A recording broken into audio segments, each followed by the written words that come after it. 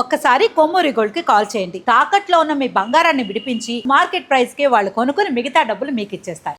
Hi, welcome to Manam TV. మనం ఉన్నది మన కోసం. నేను మీ journalist Manoj. Andhrajyothy AP edition. So మెయిన్గా హైలైట్ చేస్తుంది ప్రజలు మెచ్చాలి. ఏదైనా విషయంలో ఒక రాష్ట్రం మనకంటే బాగా చేస్తుందంటే అప్సెట్ అవుతాను. సో మనం ఎలా మిస్ అయ్యామనేది సమీక్షించుకుంటా తిరిగి పురోగతి సాధించే వరకు విశ్రమించను. ఇది నా స్వభావం. మీరు కూడా అలాంటి విధానం పెట్టుకోండి. సమిష్టిగా పనిచేసి ఉత్తమ విధానం మంచి రిజల్ట్స్ సాధిద్దామని చెప్పి సీఎం చంద్రబాబు నాయుడు గారు కలెక్టర్లకు దిశానిర్దేశించారు. సో నాకైనా అదే కొలమానం, మీకైనా అదే కొలమానం. ఇప్పుడు ప్రజలు మెచ్చాలి అంటే నాయకుడు సరిగ్గా పనిచేయాలి.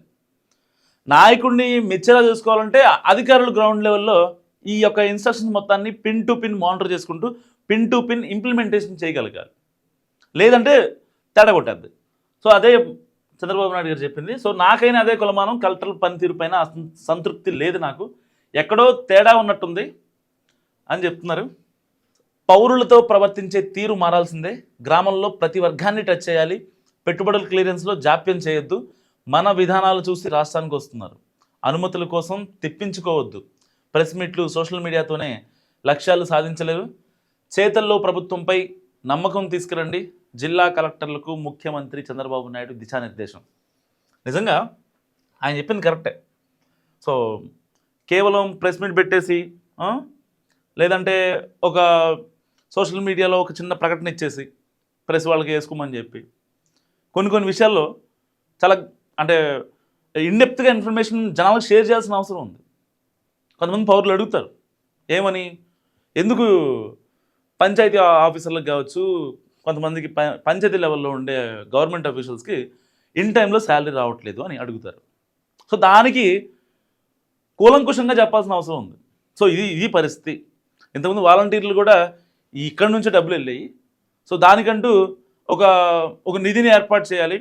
ఆ నిధి కాన్స్టెంట్గా ఉండాలి. అక్కడి నుంచి మాత్రమే ఈ యొక్క పంచాయతీ ఏ ఆఫీసులను పంచాయతీ లెవెల్లో ఉండే ఏ ఆఫీసులకైనా అక్కడ నుంచి డబ్బులు రావాలి అనేది ఒకటి ఉంటుంది. సో దానికి సంబంధించి ఎందుకు ప్రభుత్వం ఇవ్వలేకపోతుంది, వీళ్ళలో ఏమైనా కాంట్రాక్ట్ వాళ్ళు ఉన్నారా? సో ఇలాంటి చాలా మినిమల్ థింగ్స్ ఉంటాయి. దాన్ని ఎప్పటికప్పుడు మానిటర్ చేసుకోవాలి. దానికి సంబంధించి పిన్ టు పిన్ ఇన్ఫర్మేషన్ ఇవ్వగలగాలి. అప్పుడు మాత్రమే నిజంగా ప్రజల్లో ఒక జవాబుదారీతనం ఉంటుంది. అది అధికారులకు ఉండాలి. ప్రజలు ఎక్స్పెక్ట్ చేస్తారు కదా అధికారుల దగ్గర నుంచి.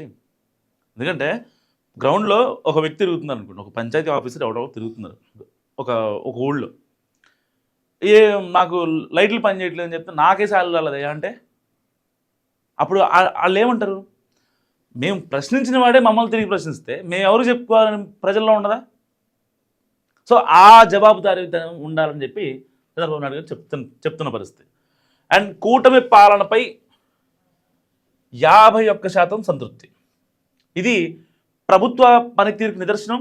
49% ప్రజలకు పలు సమస్యలు, గత ప్రభుత్వం నుంచి వారసత్వంగా వచ్చిన వాటిపైనే అసంతృప్తి ఉంది.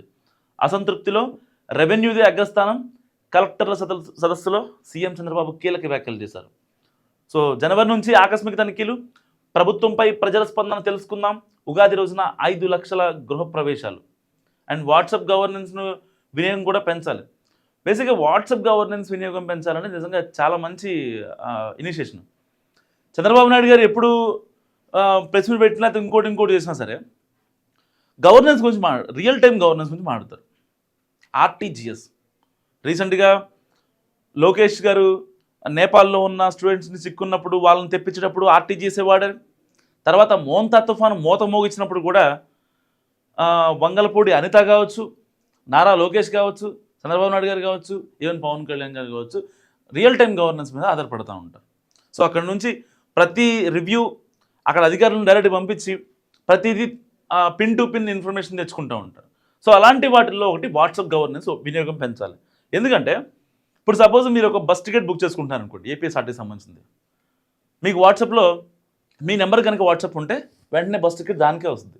ఇంతకుముందులాగా ఒక మళ్ళీ మెసేజ్ నార్మల్ టెక్స్ట్ మెసేజ్ వచ్చిద్దా రాదా అని డౌట్ అలాంటి ఇంకేం పడాల్సిన పని లేదు. బేసిక్గా వాట్సాప్ గవర్నెన్స్ కనుక పెడితే, వాట్సాప్ గవర్నెన్స్ కనుక ఇంకా నిజంగా ఇంప్రూవ్ అయితే చాలా సమస్యలు పిల్లలకి క్యాస్ట్ సర్టిఫికేట్లు కావచ్చు, ఇన్కమ్ సర్టిఫికేట్లు కావచ్చు, లేకపోతే చిన్న చిన్న ఎంఆర్ ఆఫీస్ దగ్గరికి మీరు వెళ్ళేసి చేసుకోవాల్సినవి మొత్తం ఇక్కడే అయిపోతాయి. అది ఆల్రెడీ మీరు వాడే ఉంటే కనుక మీకు పక్కా తెలుస్తుంది. నేతలతో జగన్ చెడుగుడు. సో ఆంధ్రజ్యోతి ఆర్టికల్ కొంచెం గట్టిగా హైలైట్ చేసింది. పక్కన పెట్టేశారని కీలక నాయకుల్లో అసంతృప్తి, మళ్ళీ చిలకలూరిపేట కావాలంటున్న రజనీ. సో ఈసారి రేపల్లకు మార్చాలని జగన్ యోచన. పెనుమలూరు కోరుతున్న దేవినేని అవినాష్. నిర్దిష్ట హామీ ఇవ్వని పార్టీ అధినేత అమ్జద్ బాషా నారాయణస్వామికి పూర్తిగా good bye. Narayanaswamy already Jaganmohan Reddy గారు ఇరికిచ్చారు, ఆ విషయం తెలుసు. అమ్జద్ బాషా చాలా విషయాల్లో జగన్మోహన్ రెడ్డి గారు ఇరికిచ్చారు. అందుకే ఇంకా పూర్తిగా వాళ్ళు గుడ్ బై చెప్పేశారని చెప్పి ఆంధ్రజ్యోతి హైలైట్ చేస్తుంది. అండ్ మార్గాని భరత్, రోజా, కొడాలికి రాజకీయ కష్టాలే. ఎందుకంటే చింత వచ్చినా పులుపు చాలదు అంటారు కదా, సేమ్ ఆ సామెత ఇప్పుడు సోకాళ్ళు ఎవరైతే బూతు మాజీ మంత్రులు ఉన్నారో వాళ్ళకి బాగా సెట్ అవుతుంది. లైక్ రోజా కావచ్చు, కొడాలి నాని కావచ్చు, పేర్ని గారు సైలెంట్ అయిన అది వేరే విషయం. సో ఇప్పుడు వీళ్ళు యాక్టివ్ అవ్వడం కోసం పార్టీని ఇబ్బంది పెట్టే ప్రయత్నం చేస్తున్నారు. సో దాన్ని కంప్లీట్గా జగన్ గారు ఖండిస్తున్నారు. సో దానికోసమే వాళ్ళు కొంచెం రాజకీయం అని కూడా ఇబ్బంది అయ్యే పరిస్థితులు నిజంగా కొట్టచుండగా కనిపిస్తున్నాయి. సో ఈ పేపర్ అనాలిసిస్ గురించి మీరు ఏమనుకుంటున్నారో మస్ట్ కామెంట్ చేయండి.